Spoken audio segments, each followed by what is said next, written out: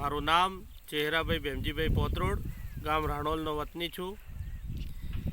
તાજેતરમાં કમોસમી વરસાદના લીધે ખેડૂતોને ભારે નુકસાન થયું હતું, જેમાં રાજ્ય સરકારના મુખ્યમંત્રી શ્રી ભૂપેન્દ્રભાઈ પટેલ સાહેબ દ્વારા જે ખેડૂતો માટે 10,000 કરોડ જેટલું માતબર પેકેજ જાહેર કરવા બદલ રાજ્યના મુખ્યમંત્રી શ્રી ભૂપેન્દ્રભાઈ પટેલ સાહેબનો હું આભાર માનું છું।